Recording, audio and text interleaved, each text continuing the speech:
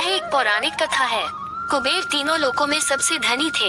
एक दिन उन्होंने सोचा कि हमारे पास इतनी संपत्ति है, लेकिन कम ही लोगों को इसकी जानकारी है। इसलिए उन्होंने अपनी संपत्ति का प्रदर्शन करने के लिए एक भव्य भोज का आयोजन करने की बात सोची। उसमें तीनों लोकों के सभी देवताओं को आमंत्रित किया गया। भगवान शिव उनके इष्ट देवता थे, इसलिए उनका आशीर्वाद लेने वो कैलाश पहुँचे और कहा, प्रभु, आज मैं तीनों लोकों में सबसे धनवान हूँ। ये सब आपकी कृपा का फल है।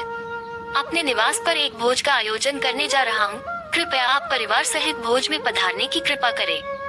भगवान शिव कुबेर के मन का अहंकार टाल गए। बोले, वत्स, मैं बूढ़ा हो चला हूँ, कहीं बाहर नहीं जाता।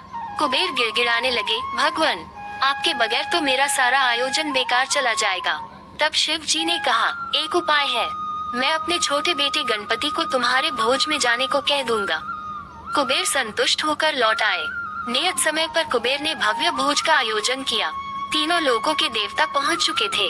अंत में गणपति आए और आते ही कहा, मुझको बहुत तेज भूख लगी है। भोजन कहाँ है? कुबेर उन्हें ले गए भोजन से सजे कमरे में। सोने की थाली में भोजन परोसा गया। क्षण भर में ही परोसा गया सारा भोजन खत्म हो गया। दोबारा खाना परोसा गया, उसे भी खा गए। बार बार खाना परोसा जाता और क्षण भर में गणेश जी उसे चख कर जाते। थोड़ी ही देर में हजारों लोगों के लिए बना भोजन खत्म हो गया, लेकिन गणपति का पेट नहीं भरा। वे रसोई घर में पहुंचे और वहां रखा सारा कच्चा सामान भी खा गए, तब भी भूख नहीं मिटी। जब सब कुछ खत्म हो गया तो गणपति ने कुबेर से कहा, जब तुम्हारे पास मुझे खिलाने के लिए कुछ था ही नहीं तो तुमने मुझे न्योता क्यों दिया था?